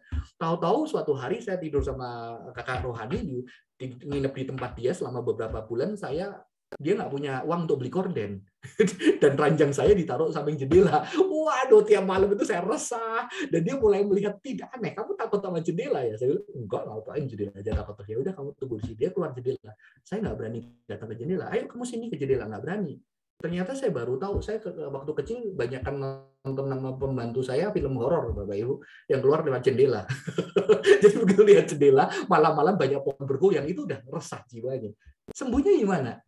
Setiap malam kita jam 11, dia di depan, saya di dalam, kita ngobrol 2-3 hari, saya sembuh. Karena ada kehadiran yang nyaman datang di jendela. Jadi jendela itu bukan memori lagi yang menakutkan buat saya. Kehadiran itu. Ya, itu powerful. Ternyata saya banyak ketemu loh, ada yang takut rumput, ada yang takut toilet, ada yang takut lift, dan saya bisa memulihkan itu dengan cara apa? Nemenin. Ada yang takut Indomaret. Ketika di Indomaret, orang Kristen udah berdoa, lu baca Mazmur juga agak sembuh-sembuh gitu ya. Kenapa dia dijamret sampai kencing-kencing? Akhirnya kita perlu temenin dia di Indomaret, berapa orang, lepas satu-satu sampai dia sendirian, dan dia mengalami dengan tubuhnya tidak terjadi apa-apa. Ya, ini satu terapi yang baik sekali sebetulnya. Maka itu sebetulnya bagaimana akhir dari sesi saya. Sorry ya, saya agak ngebut. Ketika kita menghadapi Christian embodiment, itu pengalaman anxiety-nya real. Penyebabnya real. Kondisinya real. Kenyataannya real. Real nggak punya duit. Real. Gajinya masih kecil. Ya. Real. Masih bingung nanti gimana ini kalau punya anak. Kalau sekarang nggak punya anak masih oke. Kalau punya anak gimana? Bingung. Nanti bingung lagi. Itu real banget. Bagaimana kita membantu teman-teman kita yang mengalami quarter life crisis? Yang pertama, kita akan menggunakan embodied feeling, yaitu kita mulai jujur, Bapak Ibu. Teman-teman yang mengalami itu mulai feeling anxious sama fear-nya itu dikenali. Itu terjadi ketika apa? Ya, contohnya, kapan di dalam minggu ini kamu terjadi ketika kemarin waktu tahu-tahu gue lihat Instagramnya Ko Johan gitu ya. Kok Ko Johan udah gitu, gue kok jauh gini-gini. Oh, di situ lah. Itu caranya. Aku mulai takut nih, aku mulai anxiety, aku mulai overthinking ketika aku melihat ini. Atau ketika bosku mengatakan ini, atau ketika aku lagi naik sepeda, tahu-tahu lihat sepedanya temanku gitu ya. Ini bukan Marcel. Marcel ya gitu. Marcel enggak gitu ya. Atau tahu-tahu ketika ketemu mertua, atau tahu ketemu sesama ipar atau apa, itu mulai kita nggak nyaman tubuh. Kita tahu apa ketakutannya. Kenapa? Karena disitulah trauma tubuh kita, feeling yang tidak nyaman. Oke, saya sudah cerita kan, keluarga saya semua takut sama kecoa. Untungnya saya tidak. Bayangkan kalau semua takut. Ya, untung ada satu yang nggak takut, tapi itu pun tidak merubah banyak. Karena dulu istri saya cerita, ketika maminya lagi naik motor, pegang plastik kalau nggak salah, atau pegang pot, ada kecoa, langsung lompat dari motor. Dalam keadaan jalan. Itu bayangkan menakutkannya. Dan istri saya menubuh bersama dengan seorang mami yang takut kecoa. Ya, jadi dia takut banget kecoa. Walaupun tidak semua kecoa terbang, dia selalu berpikir bahwa ini barangkali kecoa terbang, gitu ya. Lah, akhirnya dia hidup bersama 3 anak saya. Begitu dia lihat kecoa teriak, anak saya merespon dan dia melihat teriak. Bayangkan Bapak Ibu, begitu ada 1 kecoa teriakan, di keluarga saya ada 4. Ya kan? Itu nyembuhinnya nggak gampang, karena itu pengalaman menunggu bertahun-tahun gitu kan. Padahal kecoa itu kan tidak masuk, kecil banget kan, disemprot pakai baygon mati ya. Ya kan? Akhirnya saya yang harus menyontohin segala macam. Sekarang sudah lumayan bisa menyemprot pakai baygon, atau apalagi kalau saya pergi luar kota, mau nggak mau mereka harus berhadapan dengan itu. Ya, kadang-kadang itu saya takut ya kalau ada teriak itu jantung saya mau lepas. Saya pikir ada kena pisau, kejatuhan panci panas begitu ya. tapi itu yang terjadi Bapak Ibu ya. Itu terjadi lah. Itu perlu kehadiran orang lain yang bisa mementor dan segala macamnya. Maka di situ kita tahu luka kita, embodied feeling yang tidak nyaman itu. Nah, kita kalau bisa bagus merefer ke masa lalu, oh dulu mungkin kita pernah direndahin orang, dibandingin sama orang tua, atau merasa kita tidak berharga karena kita tidak punya inilah, itu bisa ketemu, kita mulai aware bahwa ternyata nggak selalu tiap hari kita nggak nyaman kok. Kayaknya kita nggak ada jadi gini loh. Oh ternyata bukan masa depanku nggak jelas. Enggak, gara-gara lihat Instagram orang aja. Ya udah, delete Instagramnya dia, blok dia yang suka pamer itu, selesai gitu ya.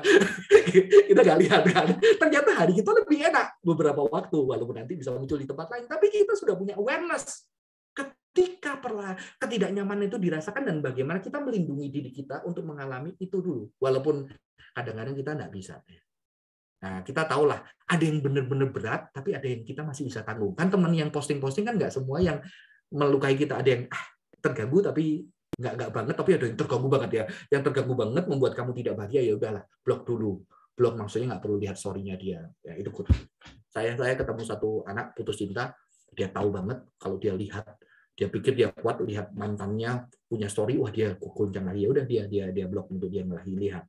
Ya dia tutup semua dan itu memakan waktu dan oke buat dia. Ya. Dirasakan ketika embodied. Mengenali cara untuk tubuh ini menjadi sedikit nyaman ketika itu terjadi. Cerita bisa, kalau aku ketika nyaman itu jadi aku naik sepeda lah gitu ya, terus aku memikirkan dulu, kalau ternyata nggak terjadi aku cerita sama Tuhan, aku sharing sama temen, ternyata temen bisa ngeliatin kelebihanku. Nah itu kita temukan cara sendiri. Ada yang lakinya boxing, atau semakin kerja dia semakin fokusnya, dia lebih tenang ya. Tapi saya sarankan ini berkaitan dengan tubuh ya, karena yang tidak nyaman tubuh, maka solusinya tubuh. Dan disinilah sebetulnya bagaimana firman Tuhan itu embodied. Mengembodied dengan cara-cara pilihan kita. Mungkin kita menyanyi, ya membaca, atau kita berolahraga, dan segala macamnya. Bagaimana firman itu embodied. Maka saya suka orang Yahudi. Mengapa? Kalau orang Yahudi membaca firman didengungkan, disuarain, bukan dibisikin, Bapak Ibu. Saya akan lanjutkan yang terakhir ya. Minta waktu sedikit ya. Kedua, ecstatic embodied spirituality. Ya. Ini yang kurang sebetulnya. Mengapa? Karena kita cenderung kontemplatif, mikirin, ngerenungin. Kalau nyanyiin masih mending. Kita ngerenungin, baca, doa pun tutup suara gitu ya. Bisik-bisik gitu ya. Tapi kalau GKI adalah doa bareng-bareng, walaupun saya kurang nyaman dengan doa itu. Saya gampang terdistraksi, saya bingung gitu ya. Saya nggak bisa fokus kalau doa itu. Biasanya saya diem dengerin doanya Marcel. Amin, amin, amin. Itu cara saya. Saya tidak biasa karena saya orang yang gampang distraksi. Tapi saya aminkan, atau kalau sama musuh-musuh, amin, amin, amin. Itu cara saya. Kalau saya suruh suara-suaraan, saya malah nggak bisa doa. Jadi kalau teman-teman doa, saya pilih suaranya yang paling kenceng dan dekat saya, amin, amin, saya fokuskan untuk mendukung doa dia. Gitu, teman-teman. Ya. Ini adalah satu embodied spirituality. Ternyata manusia itu tubuhnya itu diberikan satu pengalaman ekstatik.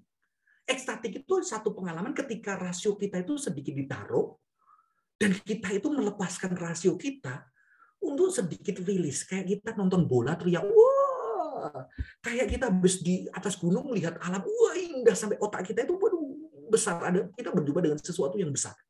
Ya. Ini sebetulnya pengalaman religius. Cuma di dalam tradisi spiritualitas itu enggak begitu dipakai. Karismatik yang pakai sebetulnya.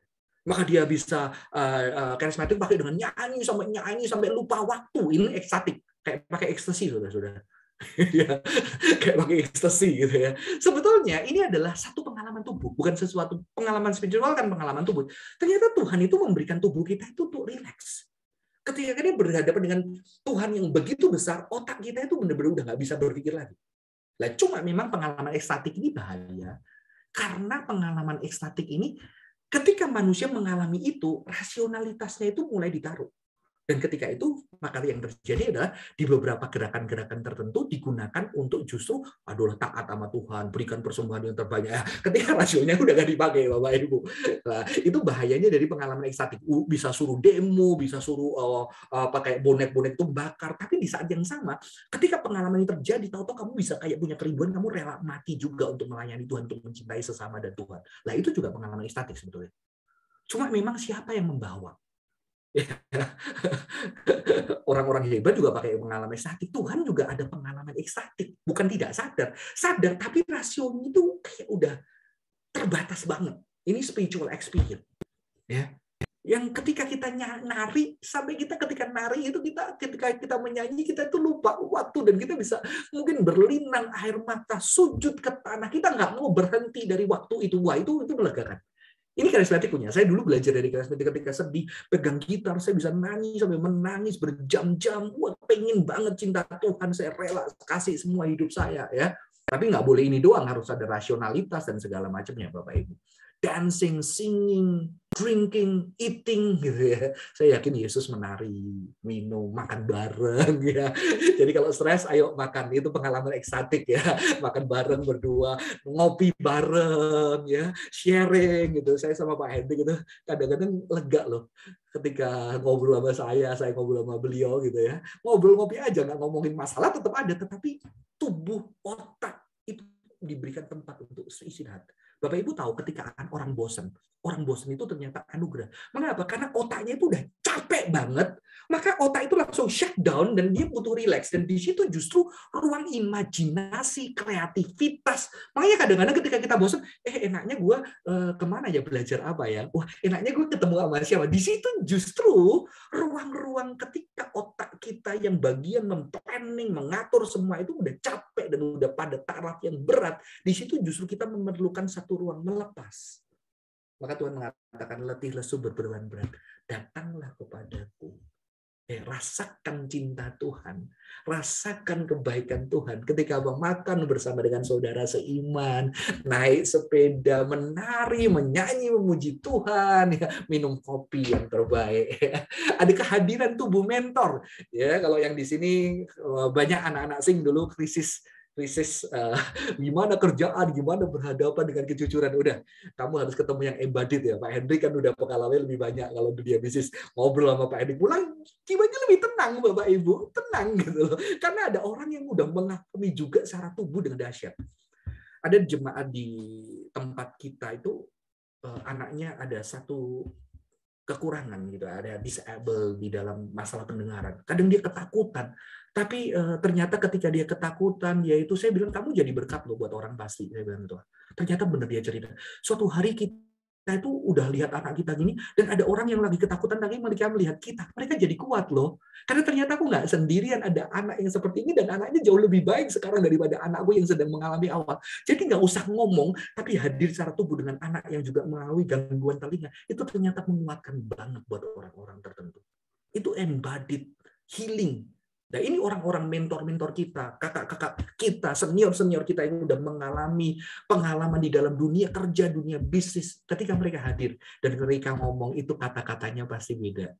Kemarin anak saya posting lagu nyanyi gitu ya, dan ketika kalau yang muji papanya mah beda, tapi kalau yang muji Kondaru gitu ya, waduh, itu beda, karena dia orang yang embodied, singing itu menjadi embodiment buat dia gitu, dan penilaiannya pasti berbeda sekali dengan saya, teman-teman. Ya, ini perlu embodied community. Ketika kita bersama ada fellowship, makanya dulu gereja mula-mula itu kuat karena duduk bareng, makan bareng. Jadi kalau yang terus online ya, kita terpaksa online, ini nih hasil produk online. Ingat kumpulnya kapan? Datang beribadah pasti beda.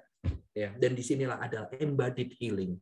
Embodied healing. Maka Tuhan minta kita ibadah selalu. Oke, thank you. Semoga ini bisa menjadi berkat buat kita untuk membantu teman-teman kita yang quarter life crisis mengalami itu.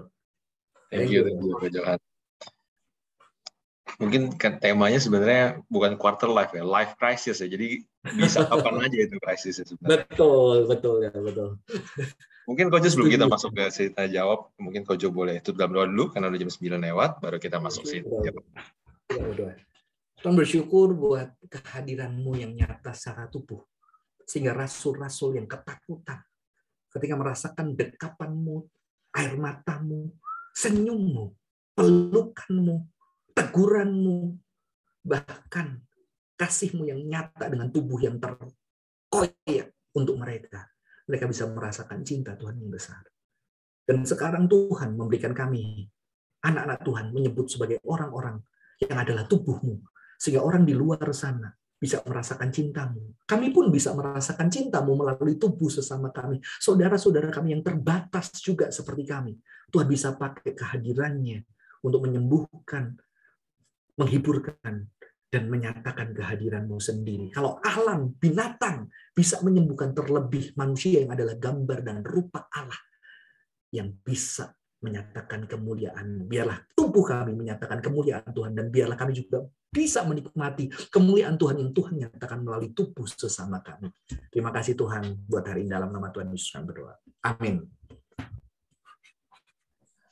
Baik, Bapak Ibu, kita masuk ke sesi tanya jawab. Ada 5 pertanyaan sementara yang masuk ke Slido ya. Jadi ini pertanyaan pertama praktikal sekali nih kok. Bagaimana caranya start? Canda Gmail, saya belum pernah detox. Saya belum pernah detox, tadi bisa canda Gmail ya, dia udah detox ya. Pernah detox. Ya. Oke. Tanya Gmail ya jawabannya, teman-teman yang nanya ini. Oke, next. Apakah manusia cenderung condong ke salah satu? Tadi Kojo bicara soal tubuh versus jiwa di dualisme kekristenan ya. Karena pada dasarnya manusia tidak bisa fokus lebih dari satu hal.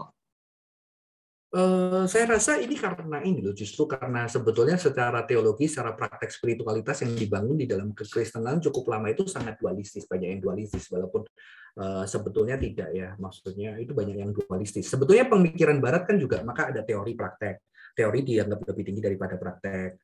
Ya itu sebetulnya kalau saya rasa kalau kita dibiasa holistik kayaknya enggak sih. Contohnya orang Timur sama orang Barat. Orang Barat itu kan bisa memisah-misahkan dengan detail. Tapi kalau orang Timur kan kecampur aduk, lebih holistik dia. Apa yang dialami di tempat kerja di rumah itu menyatu, gitu kan? Itu lebih lebih kompleks sebetulnya. Itu lebih holistik kompleks. Cuma memang ya ini karena warisan dari spiritualitas, pemaknaan, filsafat yang sudah ditubuhkan, sehingga kita terus melihatnya itu sebagai sebuah pertentangan. Padahal Tuhan tidak pernah melihat ya itu sebagai sebuah pertentangan. Karena baru tahu di dalam Alkitab ternyata waktu ngomong jiwa itu ya begitu seluruh manusia, tubuh itu berarti seluruh manusia. Itu roh itu juga berarti seluruh kemanusiaan itu sendiri, gitu kan. Jadi tidak bisa dipisahkan ya, Pak. Iya. Oke, kita next pertanyaan berikutnya. Mungkin 2 pertanyaan berikut ini cukup nyambung. Jadi antara quarter life crisis, apakah benar bisa diatasi setelah orang tersebut menerima Injil? Mungkin yang bawah juga nyambung. Apakah ketika kita punya perspektif yang benar tentang nilai diri kita tidak akan mengalami quarter life crisis? Ini sebetulnya dari pertanyaan yang bawah, ketika kita memiliki perspektif yang benar tentang nilai diri kita tidak mengalami quarter life. Ini kan perspektif ini agak terpisah dari sesuatu yang embodied. Padahal perspektif itu embodied. Ini agak sulit. Mengapa? Karena kita sudah berpikir perspektif dan tubuh itu sesuatu yang sangat terpisah sebetulnya. Saya kasih contoh. Dulu waktu di dalam teologi reform sering digambarkan bahwa worldview itu adalah kayak kacamata. Jadi kalau kacamata kita uang, nilainya uang terus. Kalau kacamata kita Alkitab, nilainya pakai Alkitab. Tapi kalau saya sudah tidak melihat ini kacamata. Mengapa? Karena kalau kacamata kita bisa ganti kapanpun. Oke? Ganti aja warnanya, ganti aja Alkitab, ganti aja uang. Tapi kalau worldview itu berbicara, makanya ada yang menerjemahkan world life view. Adalah sesuatu yang sudah ditubuhkan bertahun-tahun. Sehingga sekalipun kita Kristen, ternyata cara hidup kita nggak Alkitabian. Karena Kristennya cuma di perspektif, karena kan dualistis tadi kan. Tapi tidak diembaditkan. Aku kasih contoh, embodiment itu kayak gini. Kalau Marcel tak kasih ini, coba ini bayangkan kita nggak visual. Coba tunjukkan tangan menerimamu, Sel. Ini Sel buat kamu. Coba tanganmu. Otomatis dia nggak pakai mikir tangan kanan. Oke kan? Itu middle worldview. Dia udah menyatu dengan tubuh sehingga dia nggak perlu mikir lagi. Walaupun aku taruh di sebelah kiri tangannya Marcel pakai tangan kanan selalu. Karena itu sudah menjadi bagian dari hidupnya. Nah, masalahnya Christianity sering ditanamkan ke dalam kita itu di minggu, di konsep, di teologi. tapi tidak menjadi sebuah embodiment. Justru cultural dunia itu menubuhkan di dalam tubuh kita. Saya kasih contoh. Kita dilatih kan, nggak diedukasi dulu. Kopi aren, kalau kamu minum pagi akan membos pikiranmu sehingga kamu bisa nanti kerja sampai jam 12, kamu kuat habis itu lagi. Enggak ada. Kopi aren enak, kamu makan, oh enak, pikiran jalan, besok lagi enak, udah seminggu ya kamu tiap hari cari kopi aren. Betul. Ngerti ya Bapak Ibu? Karena sudah menubuh dan menjadi nubuh. Begitu nggak ada, wah kamu sakau cari gimana caranya. Dan itu pikiran kita, duit kita yang kurang, waduh, paling kita cuma mikirin cari yang lebih murah, tapi oke, gitu kan. Karena duit kita nggak ada. Tapi tubuh kita sudah di sana. Itu worldview sebetulnya. Sesuatu yang sudah menyatu. Jadi, sangat bisa, karena firman yang jangan takut itu belum menubuh dalam hidup kita. Oke. Saya kasih contoh. Ya, saya dulu kalau di kerja umpama pelayan di tempat terus di gereja yang nyaman, ya saya tidak pernah mengalami. Bayangkan Bapak Ibu ketika saya pernah berhenti dari satu gereja, 1 tahun saya tidak punya penghasilan. Cuma dari isi. Di situ saya tahu tubuh saya gimana takutnya, besok makan apa, tahu-tahu Tuhan mengalami mujizat. Selama 1 tahun saya sudah dilatih hidup di baiti. Dengan anugerah, dengan tantangan pakai. Nah, itu pengalaman yang real. Jadi itu akan menjadi satu bekal ketika nanti mengalami itu lebih nggak takut gitu ya. Masih ada khawatir, tapi lebih tenang daripada orang yang baru pertama kali ngalamin Bapak Ibu. Kan sudah mengalami dengan tubuhnya. Apa itu pemeliharaan Tuhan? Bukan di sini. Ini kan di knowledge aja. Tapi embodied knowledge yang sudah integral dengan tubuh kita. Ya, jadi bisa orang yang sudah percaya Tuhan itu mengalami worldview-nya salah, bisa kan? Ya kan? Karena tubuhnya dididik dan segala macam. Nah, ini tantangan bagi kekristenan, tetap diselamatkan tentunya kan. Tetapi kan bisa jatuh, bisa stres, bisa depresi, ya kan? Bisa semua itu bisa. Tetapi bagaimana? Ini adalah satu sumbangsih sebetulnya nanti bisa diberikan buat kekristenan. Bagaimana kita membantu teman-teman yang mengalami ini, ya kan? Bisa jatuh dan segala macamnya. Apalagi ada yang belum terjawab nggak ya? Ya, mungkin berarti pertanyaan yang terakhir nih, Ko. Ini lebih ke request ya. Ko boleh nggak kalau ada sesi Sing Study khusus ngomongin bagaimana melakukan embodied ini lebih dalam untuk menghandle masalah-masalah pribadi? Saya itu lagi kepikiran. Ini mimpi saya beberapa tahun ke depan. Saya itu pengen ngumpulin gitu ya beberapa teman-teman. Contohnya ada yang ngerti musik, ada yang ngerti cooking. Nanti bagaimana cooking health dan aroma dan segala macam itu bisa membuat orang itu praising God. Terus ada yang ngerti olahraga. Ada yang ngerti. Ketika kita bisa bergandengan tangan, kita bisa bikin satu event selama mungkin 1 minggu. Teman-teman kita yang struggle 10 orang bareng sama kita kasih sesi, kita kasih embodied healing. Wah, itu keren banget. Teologinya juga dapat, praktisnya juga dapat. Itu belum ada saya rasa yang ngerjain di Indonesia. Kayaknya loh ya.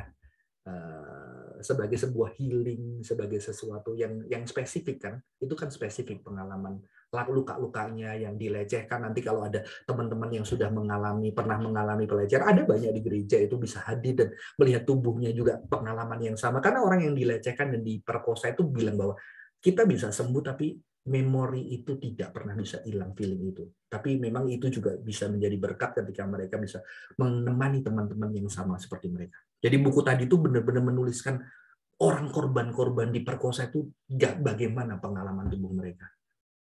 Pastor tadi itu saya bikin kebetulan suaminya coach fitness, dia teolog dan dia juga melatih menari. Jadi jemaatnya itu diterapkan bagaimana membantu mereka korban-korban dari pengalaman tubuh yang tidak baik ini. Oke, karena pertanyaan di slide sudah habis, ini ada Pak Robert yang raise hand. Mungkin boleh silakan, Robert. Oke. Ini Pak Robert. Pak Robertnya ini Cin. Oh, bukan Robert.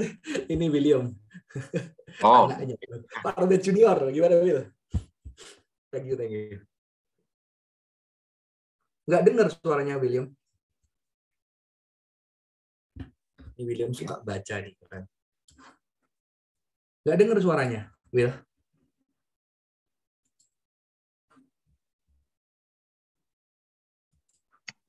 Waduh. Tes. Oh iya, dengar. Oke, iya. Ya, thank you Ko Johan buat seminar hari ini. Mungkin satu yang aku tangkap, aku lumayan tertarik hari ini yang Coach Johan bilang tentang quarter life crisis itu dari ini ya kok. Ya soalnya aku juga lagi transisi, baru lulus kuliah ke kerja gitu. Dan aku jadi quarter life tapi belum krisis ya kok, karena aku belum masuk kerja. Tapi mungkin yang menarik itu kok yang kok bilang tentang quarter life crisis salah satunya terjadi karena tubuh kita yang udah terbiasa di satu kondisi terus dilempar ke kondisi yang lain di mana kita nggak terbiasa dan kita harus beradaptasi lagi gitu ya kok. Nah, itu mungkin mengingatkan aku ke ini ya kok, waktu di satu adegan di mana Yesus menjawab ke satu anak muda yang mau mengikut dia. Terus Yesus menjawabnya kayak serigala mempunyai liang dan burung punya sarang, tapi anak manusia tidak punya tempat untuk meletakkan kepalanya gitu.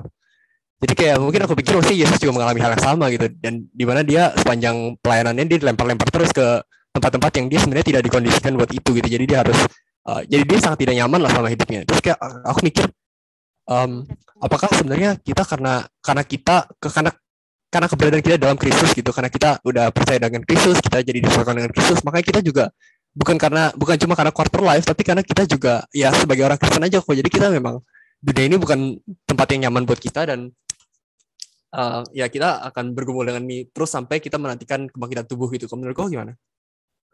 Aku setuju. Yesus itu ada ini strangers ya, jadi ada strangers. Jadi ini kan sebetulnya waktu Yesus serigala tidak mempunyai tempat itu kan berbicara bahwa ternyata Allah Bapa yang adalah host gitu ya. Kristus yang adalah host. Host itu kan yang punya dunia ini, tapi ketika datang di dunia ini jadi strangers. Itu kan lebih strangers lagi kan, benar nggak? Kalau dia bukan siapa-siapa, gue strangers gak apa, tapi dia itu yang ciptain dunia ini dan dia jadi strangers gitu kan. Nah, ini menarik sekali, dan dia mengatakan bahwa dia tidak punya tempat. Begitu juga pengikut-pengikut Kristus. Tapi sejatinya kan nature-nya kan adalah pengikut Kristus adalah yang mewarisi dunia ini, jadi host-hostnya kan. Nah, maka itu hospitality, ini masuk konsep hospitality sebetulnya, William. Hospitality itu berbicara apa? Ternyata hospitality Kristen itu Tuhan itu jadi host, tapi Tuhan juga jadi strangers. Jadi ada paradoksitas. Tuhan itu jadi yang punya, walaupun dia strangers, tapi dia hospitable. Malah gara-gara tubuh dia, kemanapun tubuhnya dia pergi, dia hospitable sama orang-orang yang benar-benar strangers kan, betul kan? Kayak Samaria. Jadi benar-benar ini sesuatu yang radikal dari kekristenan. Ternyata keadaan yang walaupun kamu bukan tempat dunia ini, walaupun ini duniamu, ya kan? Ini adalah dunia Bapakmu, ini tempatmu, tapi ini bukan tempatmu karena udah dialami oleh ketidakadilan, tapi di tempat melalui tubuh dan kehadiranmu itu kamu menjadi hosti. Waduh, hosti itu ekaristik kan dari hospital yang dinikmati orang lain dan merasakan kehadiran tubuh Kristus itu nyata. Dan justru sebetulnya, kalau aku bilang apa, ketika Yesus naik ke surga dan dia akhirnya bilang gereja adalah tubuhku, di situ mengatakan apa? Semua orang percaya kemanapun mereka pergi, omnipresent of God itu ada di sana. Yesus omnipresent kan, sejak dia ada ya, dia ada di ciptaan semua yang diilami, tapi dia juga ada di tubuh Kristus itu kan, yang sudah berinkarnasi. Tapi begitu dia naik, love itu embodied di tubuh kita. Diukirkan cinta di dalam hati kita kan, firman itu terukir di dalam hati kita, dan cinta itu ada di kita, dan kita disuruh menjadi hosti yang juga terpecah-pecah. Yesus yang terpecah-pecah, gereja terpecah-pecah secara nyata. Tapi kita juga strangers. Waduh, keren William. Thank you kamu mengingatkan apa ya, itu strangers dan host juga di saat yang sama. Itu keren banget. Aku baru dengar juga kok. Ya itu menarik. Kita jadi ada paradoks hidup sebagai paradoks stranger dan pewaris itu, tapi sampai kebangkitan tubuh dan penghakiman terakhir baru kita jadi pewaris totally gitu. Iya, dan aku itu keren ini. Bukan confession ya, testimoni itu orang reform itu punya yang namanya Our World Belong to God. Itu adalah reform di Amerika, dia punya satu testimoni, dia ngomong apa? Pokoknya dia awali Tuhan dunia ini milik Tuhan. Sekalipun ada ketidakadilan saat ini, sekalipun banyak orang tertindas, sekalipun banyak orang mengalami karena ekonomi dan segala macam mengalami ketidakadilan, tapi kita orang percaya dengan yakin berseru bahwa dunia ini akan menjadi milik Tuhan. Waduh, itu satu harus dibaca itu testimoni Our World Belong to God dari reform yang di US kalau nggak salah. Itu isu-isunya itu bukan lagi isu yang Westminster itu, tapi isu ketidakadilan sosial, ekosistem dan segala macamnya. Itu keren banget dari confession-nya, bukan confession ya, testimoni ya katanya. aku dapat dari pelajaran Pak Yusuf itu. Ya, thank you. Oke, thank you. Nah, ini enak nih kalau ada banyak anak teologi di sini. Ini William suka baca buku-buku berat nih. Cin ini sekolah teologi juga. Thank you. Udah kali ya. Oke. Bapak Ibu, thank you untuk waktunya pada malam hari ini. Thank you Ko Johan untuk sharing. Thank you Pak Hendrik di Kanada. Yang di Kanada. Apa kabar? Ya, good. Thank you Marcel. Thank you. Di Kanada masih siang kayaknya. Aku di sini masih pagi.